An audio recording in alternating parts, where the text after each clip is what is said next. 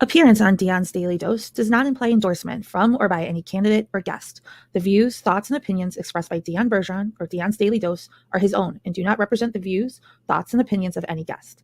Material and information presented is for general information purposes only. The Dion's Daily Dose name in all forms and abbreviations are the property of its owners, and its use does not imply endorsement of or opposition to any specific organization, product, or service. If you'd like to support the show, please visit our Patreon at patreon.com/Dion's Daily Dose. Welcome, ladies and gentlemen, to tonight's Dion's Daily Dose presents Face to Face with Dion and Shawn. I'm Dion. And I'm Shawn. So tonight we are going to talk about, what's the guy's name? David. Yeah, Morens, right? Morens. And he testified in Congress. There was a House Oversight Committee hearing.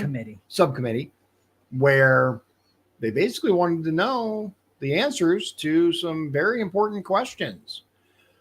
He did not do very well. No. And usually Democrats defend people like this, and on here they were going after him just like the Republicans. Which is an interesting change. Yeah. It really is. I think it shows a definite change from where what we've seen in the past, as far as, like you said, Democrats defending him or at minimum being very neutral. And I expect when Fauci testifies in front of the committee next Monday, I believe it is, that Democrats will defend him and Republicans will be the one to try and expose the truth. Yeah, we'll see. We'll see. I could be wrong. Yeah, I think you're probably right. They love some Fauci, man. The Democrats love them some Fauci. Yeah. Dr. Science himself. Why, It is what it is. Okay, so our first clip is at the 13:57 mark, 13 minutes, 57 seconds. And it's going to go to 1919. And this is Chair Rep. Brad Winstrup. From Ohio. Republican from Ohio.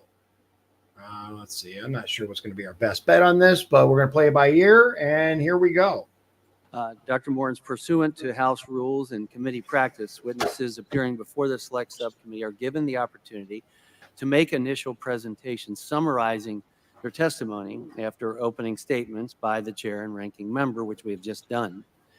Dr. Morens, it is our understanding through your counsel that you have declined to provide an opening statement.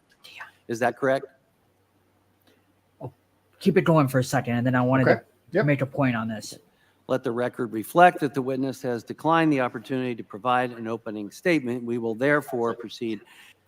I've watched many committee hearings on this, like the last 14 years, and I have never seen a person like a witness not have an opening statement. So that really surprised me when I was watching this. Just something to think about. Yeah, it is interesting. There was no opening statement given whatsoever, just poof. Yeah. I'm not sure that I've ever seen a hearing like this where they didn't say anything. Usually they come up with some sort of opening statement or defense or something. Yes. Yeah. So I just want to make they want to make, or make sure they understand something, whatever. I don't understand the not taking the opportunity to just kind of shows that he had nothing to defend himself with. Yeah, he knew that it was going to be a grilling. Right. So no opening statement at all. Interesting. Directly with member questions. So I now recognize myself for questions. On January 18, Dr. Morens, you sat for a transcribed interview with us. While not sworn in, you were advised by counsel that Title 18, Section 1001 applied to that testimony, and if you made false statements, you could be subject to criminal prosecution. Do you recall that?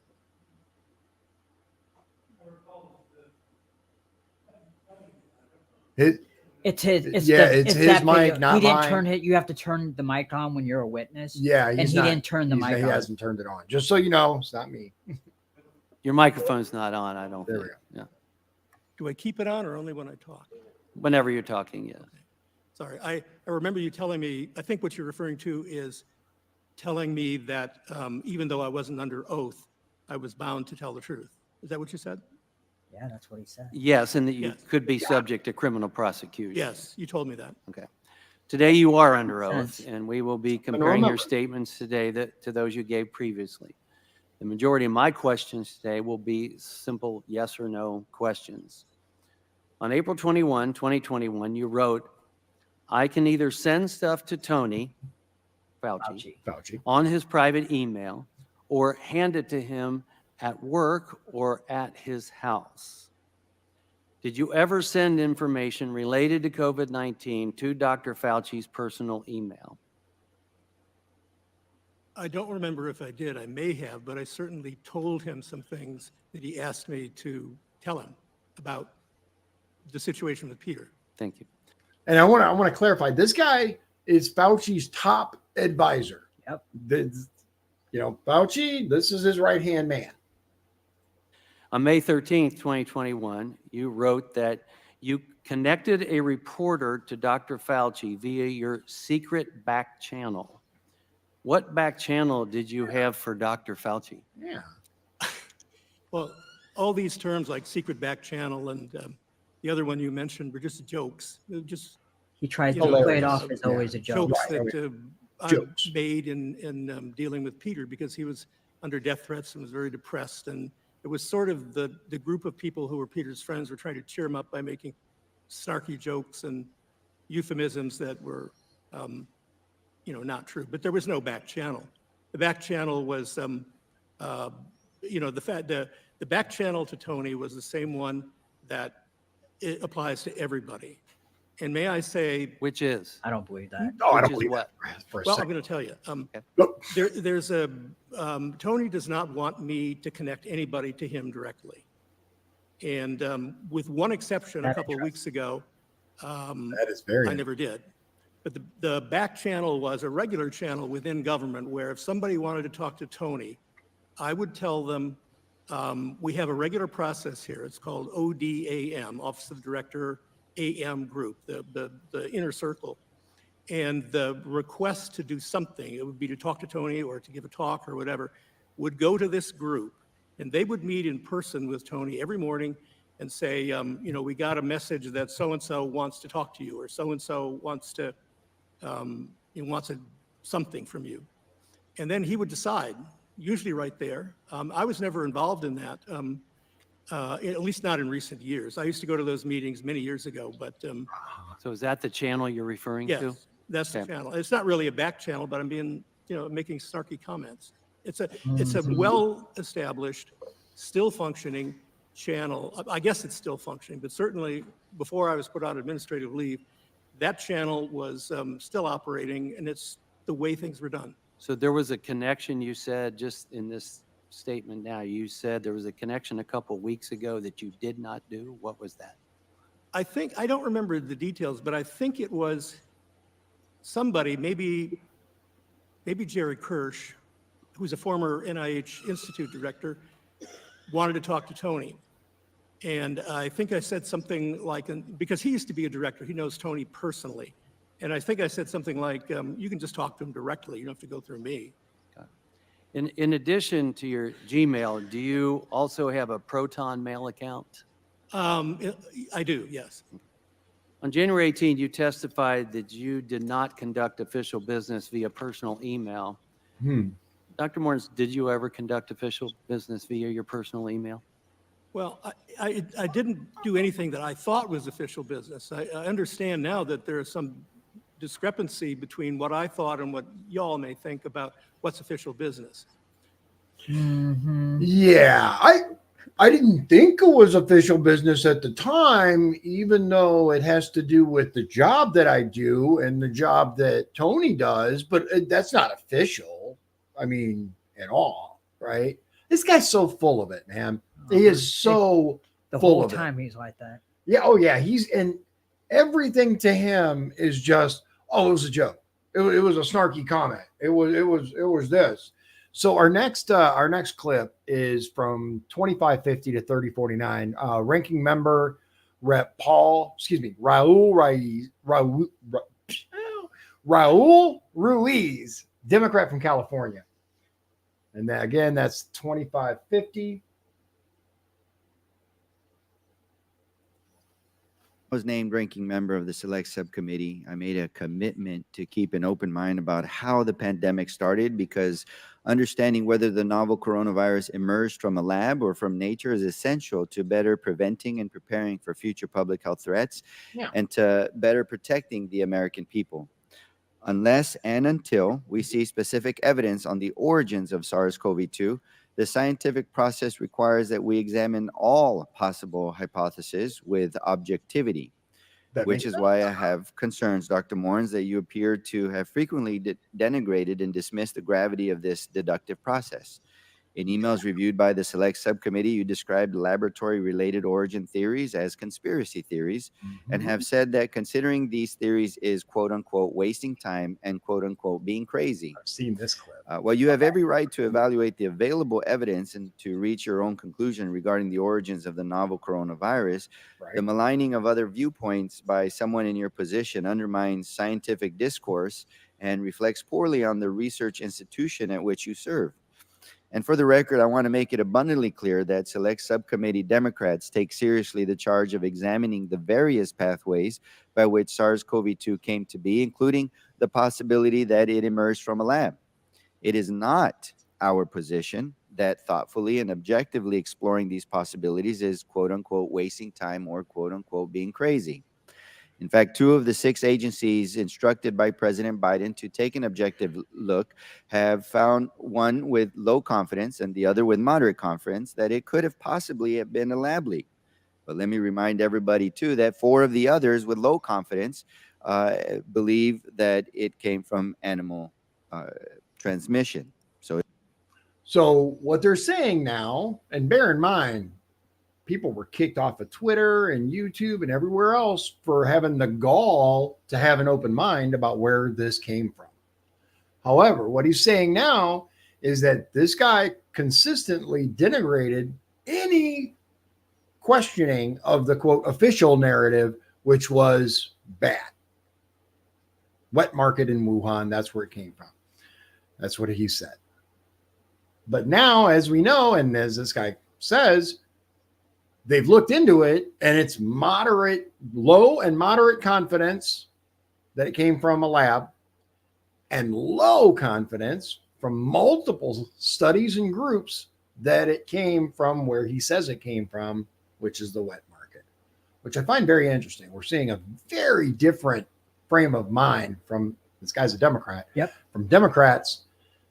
Interesting. It is still inconclusive. But to the contrary, it is in the advancement of ensuring that our nation and the global community are in the strongest position to prevent and prepare for future novel virus and pandemics. So, Dr. Morens, with that in mind, let me ask you, is it your view today that all laboratory-related origin theories of COVID-19 are conspiracy theories?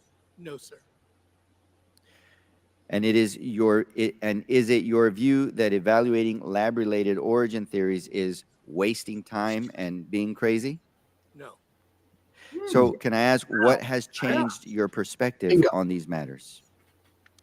I don't think my perspective has changed, and I discussed this in my previous, in the... I'm referring to thinking that they're crazy or a waste of time. Has that changed, or do you still think that they're crazy? They were made when I was thinking I was communicating in private off the government record, not as a government employee, but as a private citizen. And it was the same thing of dealing with Peter and these people, of being snarky and sort of making, it was the coin of the realm to try to cheer Peter up with snarky comments and often profane comments. That's exactly. I apologize for that. I never thought I shouldn't do that, and I never thought it would be entered, but put forward in front of the American people. That's it. That's it right there. Everything I did, I didn't think it would be public. I didn't know I'd get caught. That's exactly what it comes down to. I didn't know I'd get caught. And then his excuse is, I was just being funny. Just trying to cheer up a colleague. I shouldn't have done that, obviously. I recognize that. I was trying to help a friend by cheering him up with black humor and things like that. I never thought it was crazy. I did, as you said, I did believe from very early on that the evidence suggested that the virus arose from bats. And the evidence also suggested to me that the possibility of a lab leak or an engineering of the virus was extraordinarily low. But if anybody, a reasonable person, thought, or disagreed with me and thought that it merited further investigation, it should. I mean, I'm only one scientist. There are other scientists, there are public officials who want to understand all this. Of course, if there's a reasonable belief out in the public domain that a lab leak occurred, efforts to find evidence of that should continue. Now, an important aspect of the scientific process is acknowledging what the available evidence does and does not show us. And so I want to be clear that while I maintain an open mind to the various possibilities by which SARS-CoV-2 may have come to be, no evidence provided to the Select Subcommittee through our probe into federally funded research has demonstrated that the work performed under the NIAID grant to EcoHealth Alliance, including at the Wuhan Institute of Virology, led to the creation of SARS-CoV-2. The Select Subcommittee possesses no evidence demonstrating that any of the viruses studied under the grant could even possibly have been the progenitor virus. So with 6 months remaining this Congress, it is my hope that we take an objective, forward-looking approach to understanding COVID-19's origins. And with that, I thank you, and I... Okay. And I do think that that's important to say, right? We're still looking into this. We're still trying to find out what's coming, and we can believe whatever we want, but according to this guy, they have no evidence as of this time that it came from that lab. However, you denigrating people, this guy, this not the guy on screen, but the witness denigrating people and calling it crazy and conspiracy theories to even question the official narrative doesn't do anybody any good. Nope. And it makes it very, very difficult to actually get to the truth. Our next clip is 40 to 44:18. And this is James Comer, Republican from Kentucky. Representative James Comer. And he's the chair of the oversight committee, the full committee. Oh, okay. Good to know. Let me get this queued up. Come on. There we go. Thank you, Mr. Chairman. On May 16th, we heard from your boss, Dr. Lawrence Tabak, regarding some of your emails and avoiding the Freedom of Information Act. And I'm sure as you've already testified, you're aware that deleting federal records is a crime. And as you've said, you previously testified that you did not delete any federal records. But on February 24th, 2021, you wrote, quote, "I learned from our FOIA lady here how to make emails disappear after I'm FOIA'd, but before the search starts. So I think we are all safe. Plus, I deleted most of those earlier emails after sending them to Gmail," end quote. And the next day on February 25th, 2021, you wrote, quote, "But I learned the tricks last year from an old friend, Marge Moore, who heads our FOIA office and also hates FOIAs," end quote. I want to stop it right there, because anyone who works in the government who hates transparency to the American people should be immediately terminated. Immediately. And they're supposed to work for us. Right. Exactly. That's the entire, And once again, it's bureaucracy begets bureaucracy. And it's why the United States has become a non-functioning entity as far as I'm concerned. My camera's broken. Oh. Yeah. Audio still works. Whatever. Okay. There I am. Oh, there you go again. Yeah.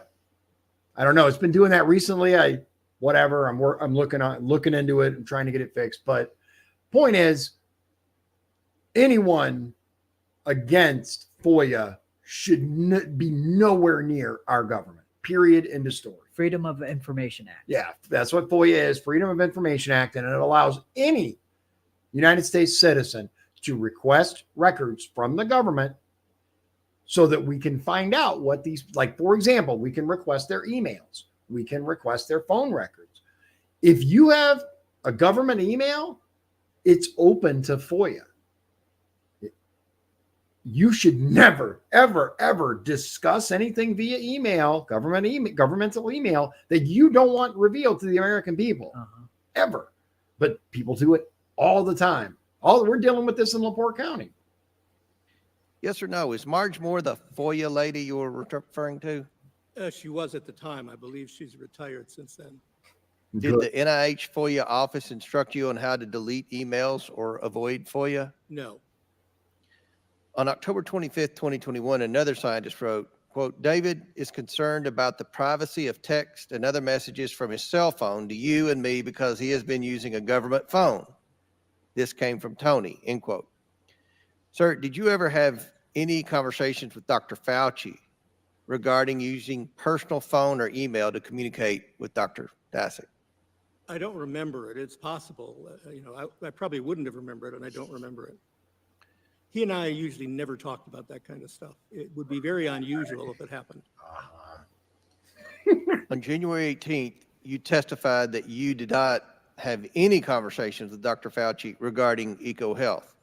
On October 25th, 2021, you wrote, quote, Peter, from Tony's numerous recent comments to me, they're trying to protect you, end quote. You meaning EcoHealth and Dr. Daszak.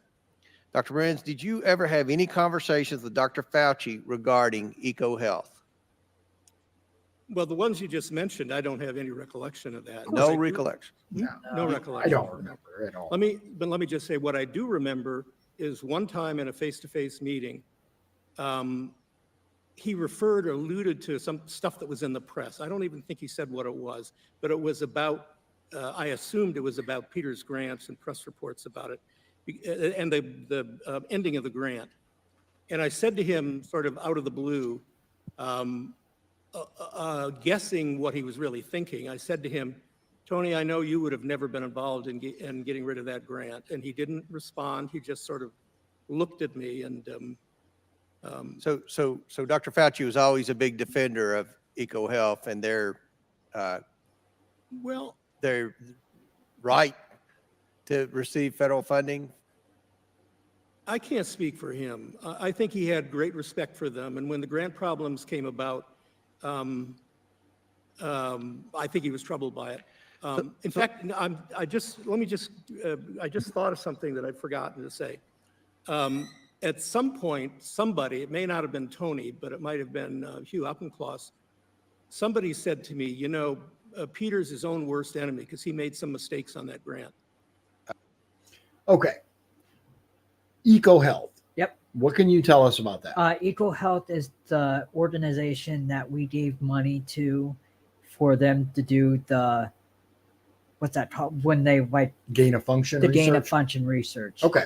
All right. So EcoHealth is basically talking directly about the gain of function research that many have said, why are we still doing this when we were told? As a matter of fact, Fauci said we weren't doing it.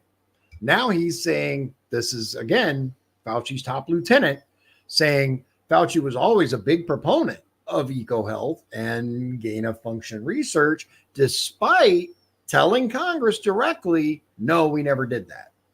And right? did, yeah. Yeah, we did. Absolutely, we did. We know we did now.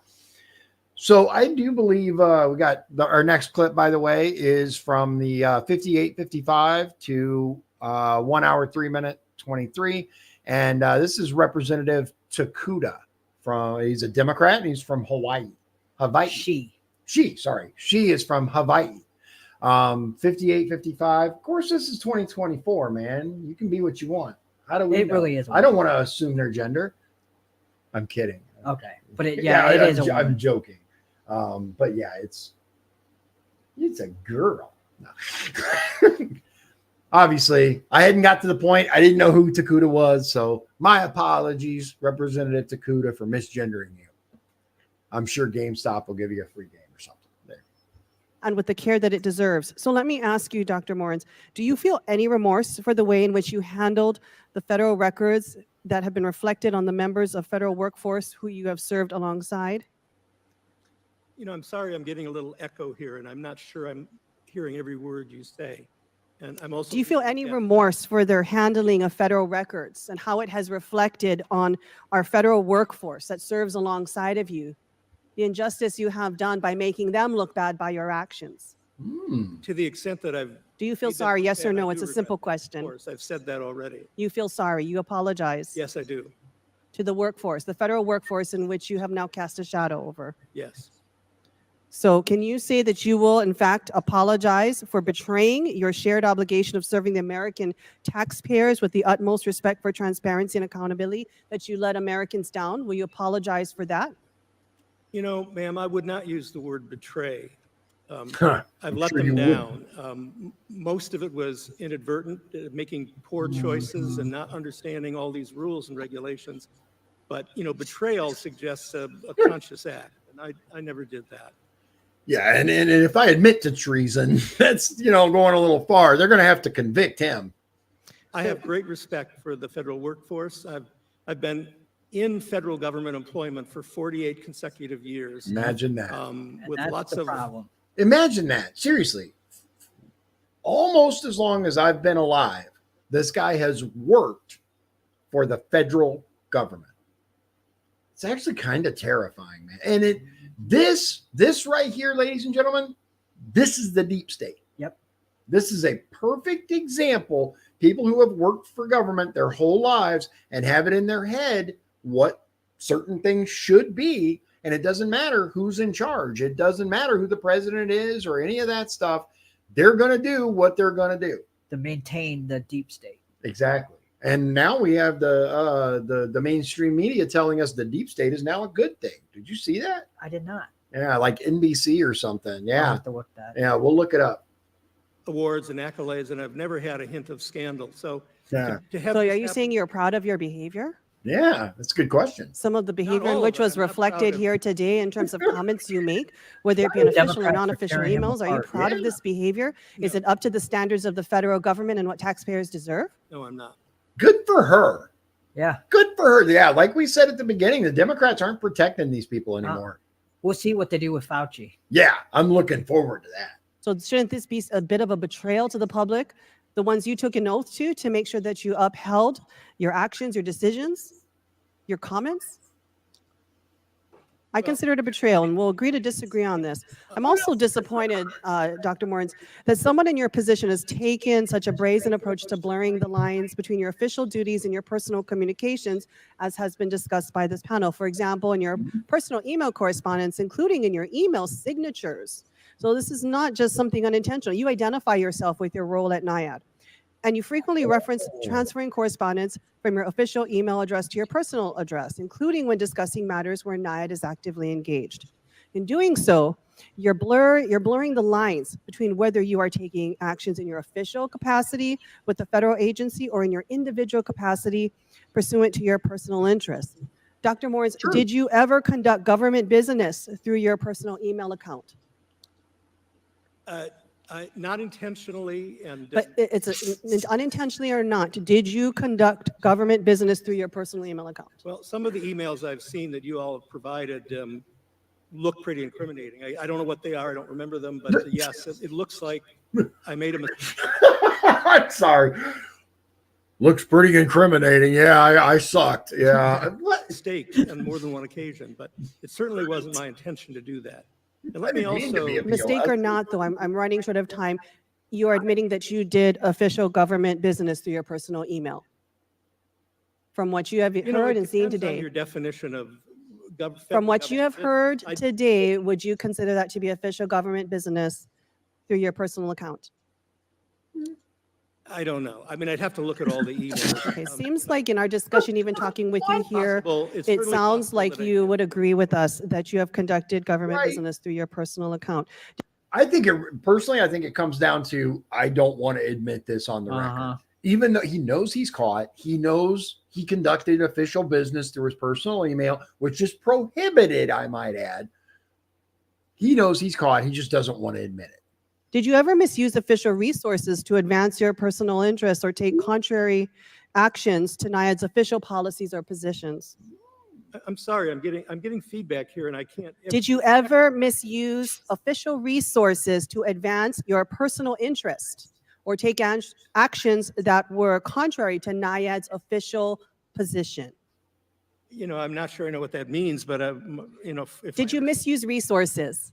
I don't think so. Did you ever take contrary opinions to NIAID?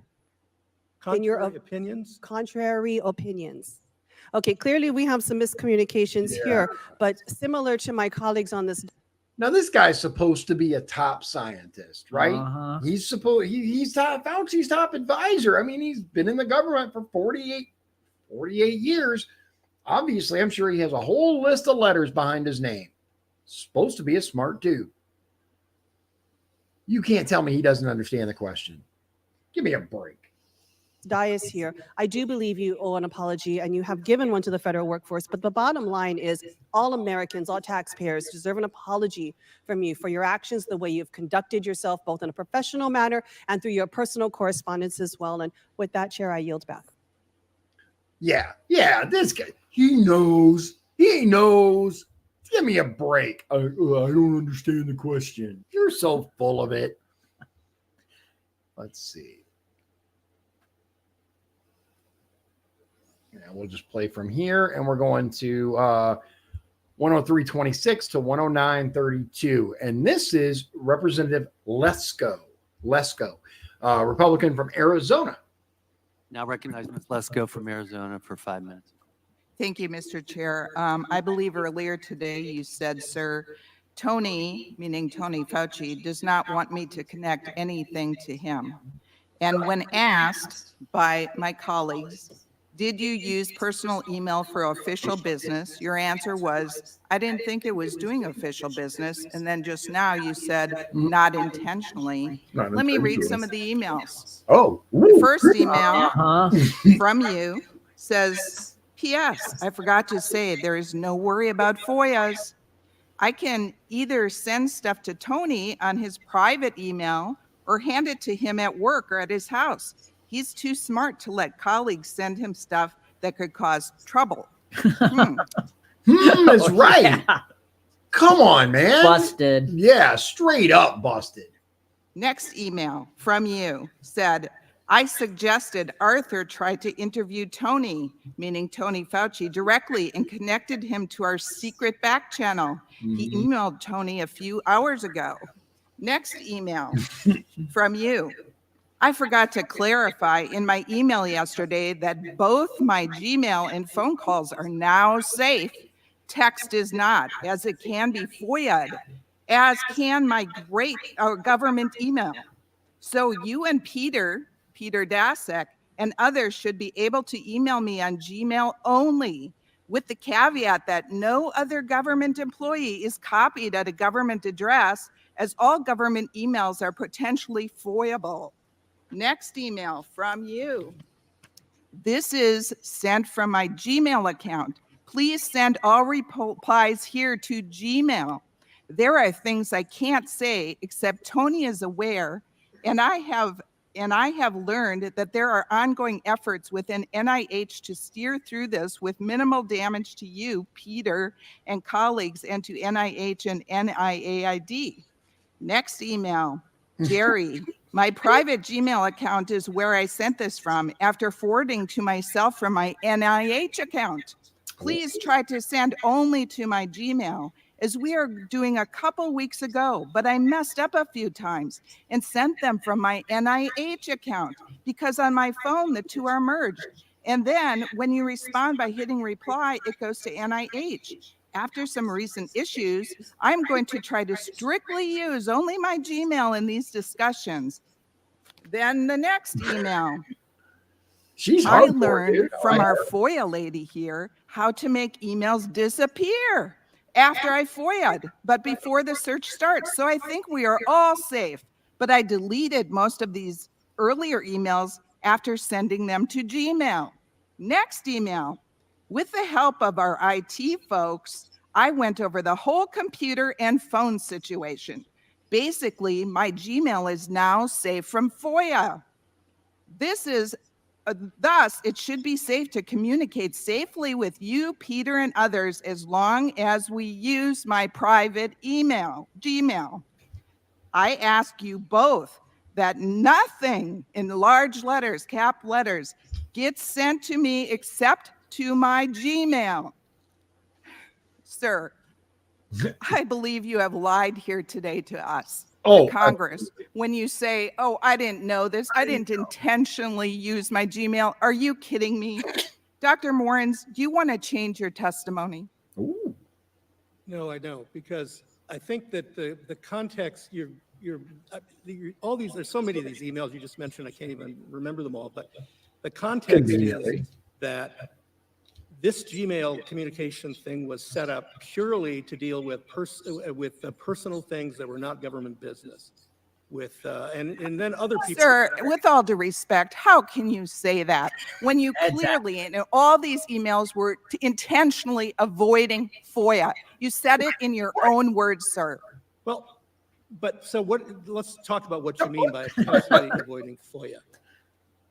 I don't consider that telling them don't send me things because they could get FOIA'd is intentionally avoiding FOIA. That's literally the definition, dipshit. Like when you tell someone don't send me this to here because it can be FOIA'd, you are intentionally avoiding FOIA. This guy, man, this guy. Because those are personal things. And with respect to my NIH email, I couldn't possibly avoid FOIA because I had no control. Sir, did you use in most of these emails your official signature? It said, David M. Morens, OD, NIAID, NIH. These were official. Well, let me tell you something else I didn't mention. And you forwarded from your NIH email to your personal email, and you said it right in your email. I learned only about a year ago that the fusion of my Gmail on my email and my email, NIH email on my phone had another side effect too. And by the way, I finally got IT to take that off, to get rid of. Listen, I also use fusion of mail accounts, right? On my phone. I can access, like, for example, when you guys email the show, talk@dionbergeron.com, I can check it from my phone, even though I have a Gmail account on my phone. And I can reply to it. There's a drop down menu that you can reply from. Okay. And it showed you can pick. I got like 12 freaking email accounts from when I ran for office, right? Press and talk and all these committee, right? You choose which one you want to send it from. It's not hard. If I can figure it out, these top scientists should have no trouble. So he's BSing. He's pure. Trust me, he is full of it. He is absolutely full of it. So there's no more Gmail email fusion. But after I asked them to take it off, I realized that if a Gmail or NIH email came to me and I replied to it, for some reason there was a default where the signature I had on Gmail, which said David Morens of Bethesda, Maryland or something, didn't go out, but the NIH email went out. I don't know how that happened. I didn't do it consciously. Again, you have options. Look, I have my own issues with Gmail, right? But it's a pretty comprehensive setup, and you can choose which signature goes to which email.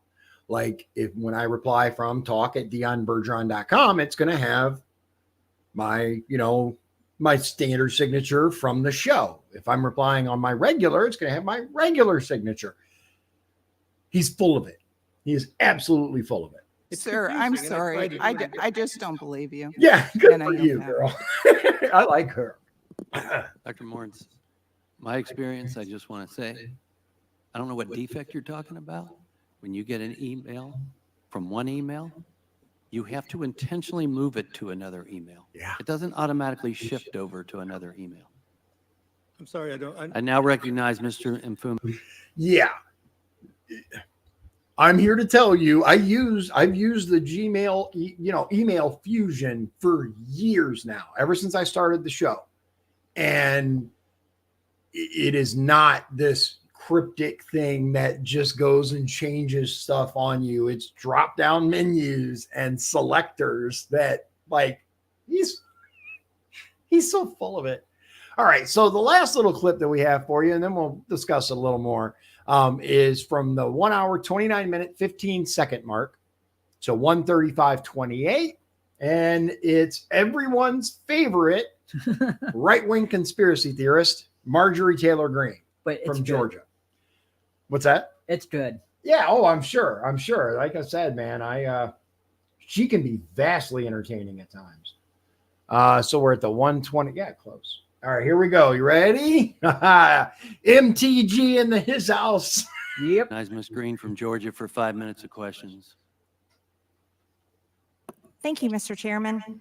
Dr. Morens, your emails have been quite interesting. Reading them has been pretty shocking. On April 18th, 2020, you wrote an email saying, Peter Daszak emailed me and Tony, congratulating Tony on standing up for science. That email somehow fell into the hands of the congressman, probably via a FOIA of someone who didn't delete it, as I did, delete all of Peter's emails and others relating to the origin when the shit started hitting the fan. Anyway, the congressman got a copy of Peter D's emails from someone at NIH, and he now wants to get any reply Tony and I or anyone else may have sent back to Peter. Mine was erased long ago. I verified that today, and I feel pretty sure Tony's was too. The best way to avoid FOIA hassles is to delete all emails when you learn a subject is getting sensitive. In any case, there's nothing here except opportunities to hassle, harass, and huff and puff. You really got into some opportunities. You also wrote on June 16, 2020, you said the FOIAs are dreadful and paranoia-inducing. In the old days, we had to do them ourselves by hand. I mean, finding and printing out thousands of emails coming in and going out. Now, they sometimes FOIA text messages too. Many FOIAs turn up thousands of pages of docs, and of course, most of meaningless. We are all smart enough to know to never have smoking guns. And if we did, we wouldn't put them in emails. And if we found them, we'd delete them.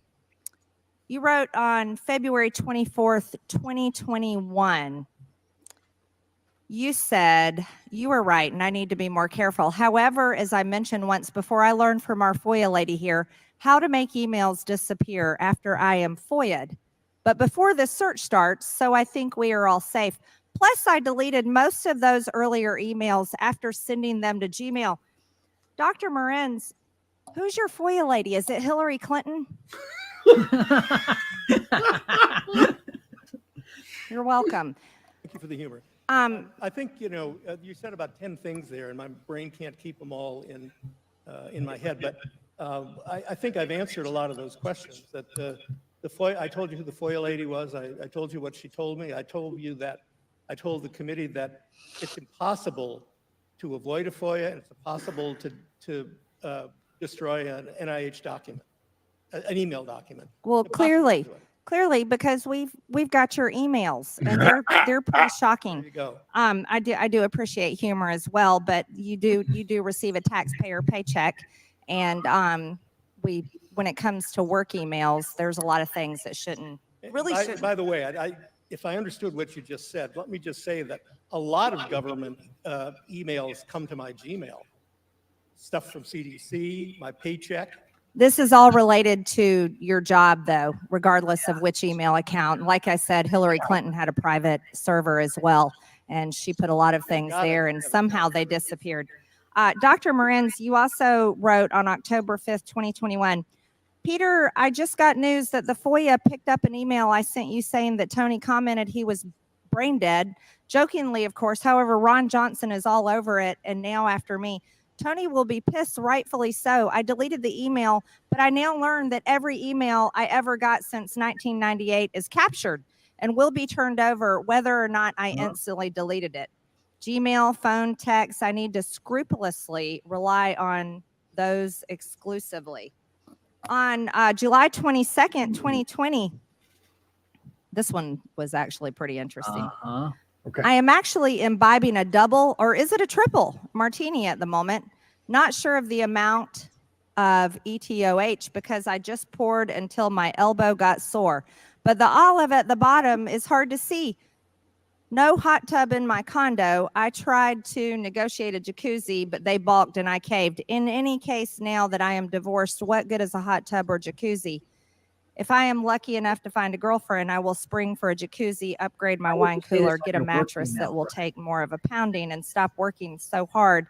In the meantime, I will work at my job of trying to make the boss look good. In the summer of 2020, COVID was raging. Yeah.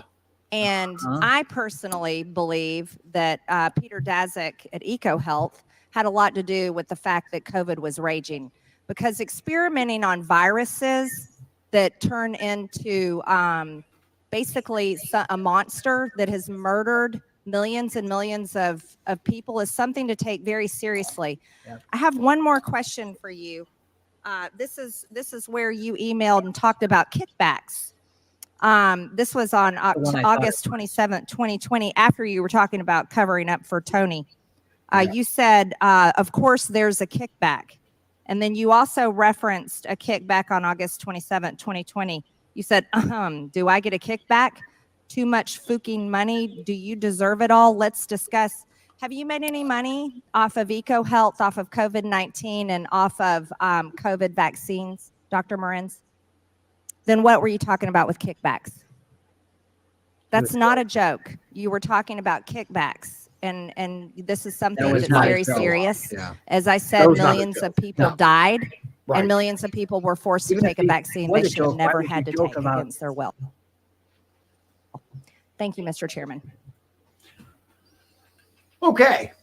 They were definitely, what were they trying to hide is the question. That's a really good question. So the entire issue, and the reason that they keep bringing up his emails and the things that he said in them, is he's talked about deleting countless emails and text conversations and things like that under the mistaken belief that they could not be retrieved. That's what he thought. Like he said, he learned that he was mistaken, because everything on the internet leaves a record. There's a server somewhere that captures that and holds on to it. Doesn't matter if you delete it, it can be retrieved. He's learning this. What were they so worried about being FOIA'd? What were they so concerned that the American public was going to learn? I think that they are holding on to some information for the Fauci hearing coming up. Could be. I hope. Me personally, all of them suck. Everybody involved in that horrible, horrible event. Let's get to the bottom of it. I reiterate once again that anyone who works in government who is against FOIA needs to be gone. Immediately gone, poof. Because in my opinion, that's actually a violation of their oath. Yeah. Because let's face it, the Constitution of the United States says we the people are in charge, right? We the people, this flag behind me. There's a reason it's there. And they're supposed to work for us. That's exactly it. They're supposed to work for us. So we should be able at any time to see what they're doing. What are you guys doing? Show me where my tax dollars are going is really why am I paying you? And all these people want to hide what they're doing. That's not how things work in a constitutional republic. It's just not.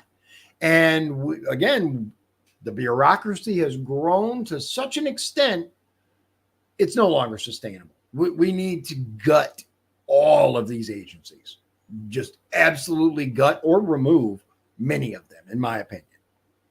That's going to be difficult to do. Oh, sure. Yeah. Is it easy? No, but I think it's definitely something we need to consider. You know, like what I call Trump 2.0, Vivek Ramaswamy, what he said, gut all these agencies, get rid of tons of these agencies. I forget the entire list, but he had quite a list of ones that he wanted to get rid of. I think the education department. Department of Education, which shouldn't even exist. Like, education is a state's issue. Yeah. And once again, it's a symptom of a larger problem, which is the federal government wanting to take control of every aspect of our lives. It's not something that it's not something that ever should have happened, but now that it's in full swing, this is our last opportunity, in my opinion, to cull the federal government and the resulting tyranny of it. Anytime you have unelected bureaucrats in charge of things, who are they accountable to? Obviously not the people, because they're deleting emails and avoiding FOIA requests and sending things privately. They don't care about you or me. Nope. At all. And now, thankfully, we're seeing a tiny degree of accountability happening with these people getting hauled in front of Congress and forced to answer, why did you say that? Oh, it was a joke. You're so full of shit. Yeah. You're absolutely full of it. Period. I don't buy it. Ridiculousness. Absolute ridiculousness. But we're getting to see it on display. True. And we the people are getting to make up our mind about these people based on what we're able to hear. All these emails sent. Look at these emails. It tells you what they think of you. It really does. It'll be interesting. Fauci's going to go in front of the committee on Monday. Yeah. So I'll have to do a breakdown for our next show. Yeah, for our next live, which Wednesday, we're going to do the Fauci testimony. Same way. Break it down, have timestamps, pick out the most interesting parts, and present it to you, the people, so that you can see what these people are really doing behind the scenes. They don't want to tell us. They don't want you to know what they're doing. But the truth always comes out eventually. I firmly believe that. So with that, ladies and gentlemen, is there anything you wanted to? Nope. I think we pretty much covered the most salient parts of it. I appreciate your time. I hope you guys will check out some of the other content that I have, and we'll talk to you again very, very soon. God bless you. God bless Indiana, and God bless the United States of America. Thank you very much for your time. If you'd like to support the show, please visit our Patreon at patreon.com/Dion's Daily Dose. This has been Dion's Daily Dose, hosted by Dion Bergeron. Executive producers, Shawn Holmgren and Michael Beebe. Copyright 2024. Dion's Daily Dose, all rights reserved.